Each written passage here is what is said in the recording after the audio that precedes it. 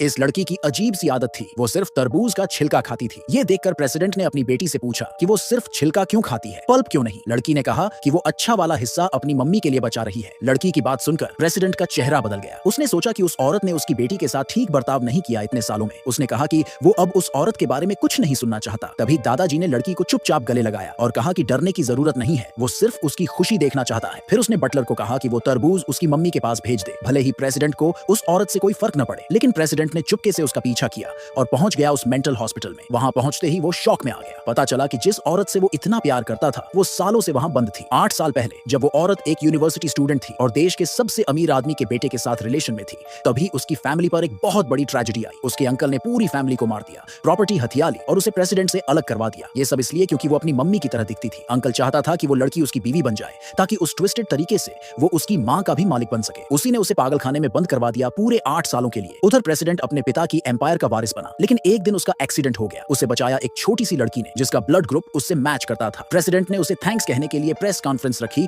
और बड़ी रिवॉर्ड की घोषणा की। सब हैरान रह गए जब भीड़ से एक छोटी बच्ची बाहर आई और बोली, पापा। प्रेसिडेंट शॉक में आ गया। उसने कहा कि उसका कोई बच्चा नहीं है और उस बच्ची को 1 मिलियन का चेक देकर जाने को कहा। लेकिन उसके जाते ही उसकी बहन उस बच्ची के पास आई और बोली, इतना छोटा होने के बावजूद झूठ बोलना सही नहीं है। पर बच्ची ने पूरे कॉन्फिडेंस से जवाब दिया। लड़की ने प्रेसिडेंट की बहन से कहा कि अगर उसे यकीन नहीं है तो डीएनए टेस्ट करवा लो। बहन मान गई, लेकिन उसने वार्निंग दी कि अगर लड़की और उसकी मम्मी झूठ बोल रही हैं तो दोनों को जेल हो जाएगी। बाद में लड़की अपनी मम्मी के पास गई और कहा कि उसने अपने पापा को ढूंढ लिया है, लेकिन उन्होंने उस पर भरोसा नहीं किया। उसने पूछा, क्या वो मुझसे नफरत करते हैं? मां ने कहा, नहीं बेटा, तुम्हारे पापा को बस ये नहीं पता कि तुम कौन हो। जब उन्हें पता चलेगा तो वो तुमसे सबसे ज्यादा प्यार करेंगे। फिर मम्मी ने कहा, अगर तुम दोबारा उन्हें देखो तो उन्हें जाने मत देना, अगर फिर मिलो तो उनके पास ही रहना। लेकिन लड़की ने कहा, सबसे पहले तो मैं उनसे रिक्वेस्ट करना चाहती हूँ कि वो मेरी मम्मी को बचा ले। मम्मी को लगता था कि प्रेसिडेंट तो बस एक ड्राइवर का बेटा है, वो उसके अमीर अंकल का कुछ नहीं बिगाड़ सकता। 8 साल पहले प्रेसिडेंट ने ये दिखाने के लिए कि लड़की उसे सच्चे दिल से चाहती है या नहीं, खुद को मिलियनियर के ड्राइवर का बेटा बताया था। लड़की ने उसे बचाने के लिए कहा था कि वो उससे प्यार नहीं करती और यहाँ तक कि झूठ बोला कि वो एक रिच लड़के के साथ रिलेशन में है जिसके पास फेरारी है। उसी वक्त से प्रेसिडेंट को लगा कि वो लड़की सिर्फ पैसों के पीछे है। एक दिन जब फैमिली चाय पी रही थी, प्रेसिडेंट की बहन आई और डीएनए रिपोर्ट दे दी। रिपोर्ट में साफ लिखा था कि प्रेसिडेंट और वो लड़की 100% बाप बेटी हैं। सब शॉक में रह गए। प्रेसिडेंट को वो रात याद आ गई